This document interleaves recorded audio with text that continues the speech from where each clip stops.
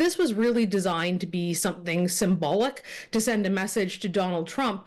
And just as we were about to start this interview, I actually see that Donald Trump has now commented. I've been waiting to see if he would do that all day, saying that they have offered Canada a deal to pay $61 billion to get into the so-called Golden Dome, the U.S. missile defense system, if we remain a sovereign country. If we agree to become the 51st state, it will cost us nothing. So I think any hopes that this would perhaps stop that commentary have already been dashed just hours later. Well, we're heading to Canada now, where King Charles made history today, becoming the first royal to open a Canadian parliamentary session in more than half a century, with a powerful and at times pretty pointed message for President Trump. The King described his deep affection for Canada and its people. This is my 20th visit to Canada, spread over the course of more than half a century, and my first as sovereign. As I've said before, every time I come to Canada, a little more of Canada seeps into my bloodstream, and from there straight to my heart. And King Charles spoke about the challenges facing Canada. Today, Canada faces another critical moment. Democracy, pluralism, the rule of law, self-determination, and freedom are values which Canadians hold dear, and ones which the government is determined to protect. The system of open global trade that, while not perfect, has helped to deliver prosperity for Canadians for decades, is changing. Canada's relationships with partners are also changing.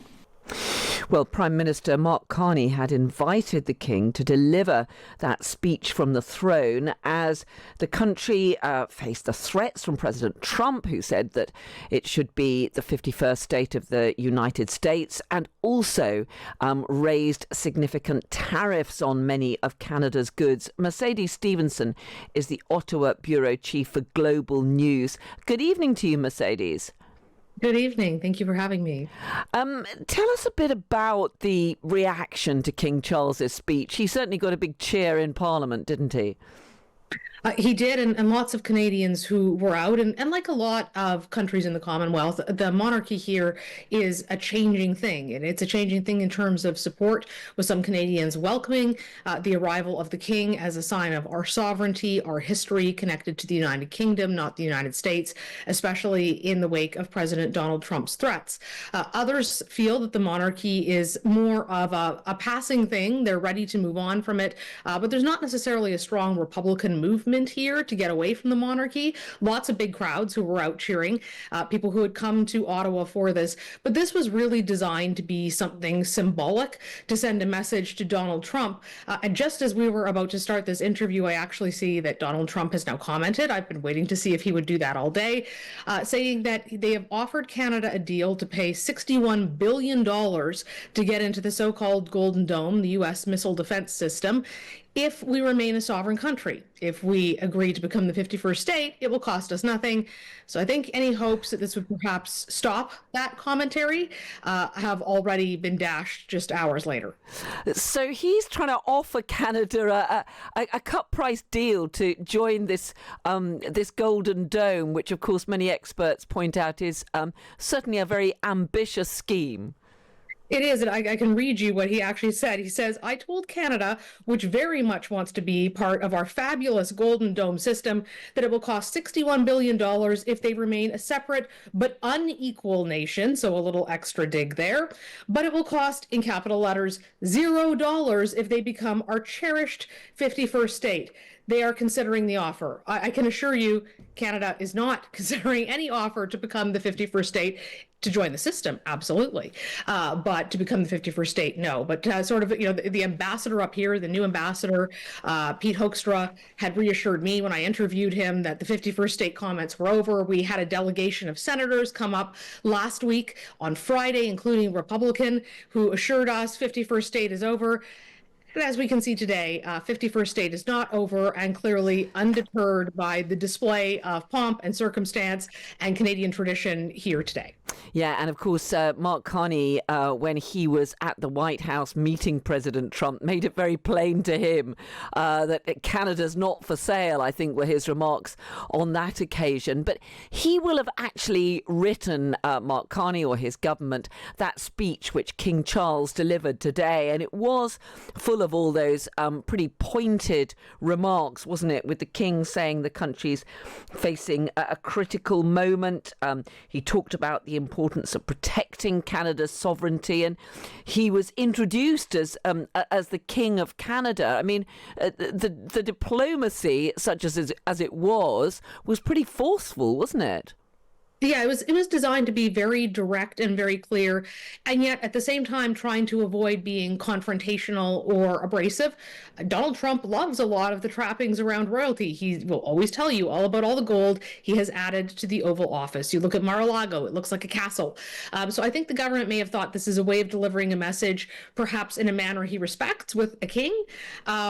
Not the case, it seems, but there was very clear references here that were unusual to hear in a throne speech. We often hear about the world being a more dangerous place, the need for more security and collaboration, but there were some very clear comments here about Canada defending principles it believes in, like independence, that we will always do that we are a sovereign country, that there is no country on, interesting wording here, any continent that will be able to diminish that. So there was some very unusual references that were clearly directed at the Trump administration, but were done in such a way that it didn't mention them.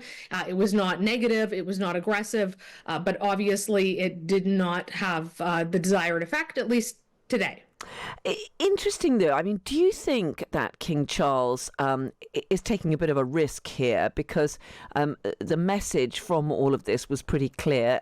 He's not supposed to be sending out political messages. And of course, that defiant message to Donald Trump may not quite be what the British government wants to deliver at a time when it's desperately trying to stay on the right side of the US president to get a better trade deal.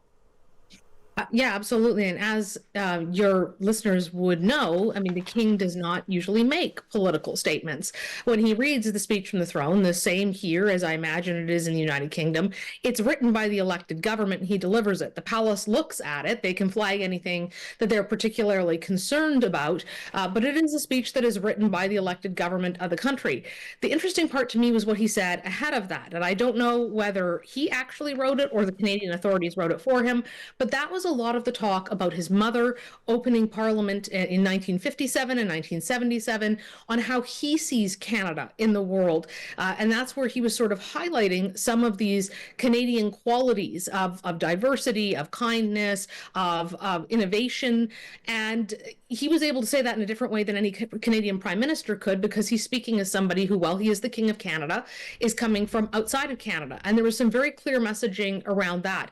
I know that there's been a lot of discussion between our Prime Minister's office here in Canada and Prime Minister Starmer's office, between Buckingham Palace, with Emmanuel Macron in France, asking for more support in the face of what we've been dealing with from Donald Trump. I was on Prime Minister Carney's first trip to Europe, and on that trip, one of the things that we heard from some of our British and French counterparts was sort of, well, surely Donald Trump is joking. You can't really be concerned about this.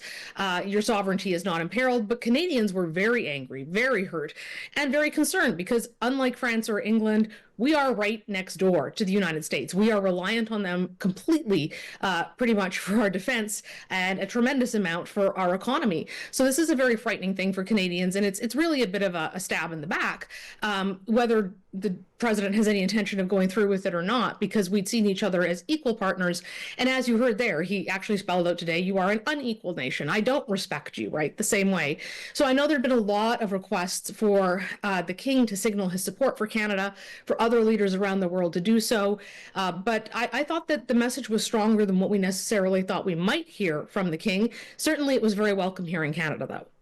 Mercedes Stephenson, Ottawa Bureau Chief of Global News. Great to talk to you. Thank you so much. Thank you for having me.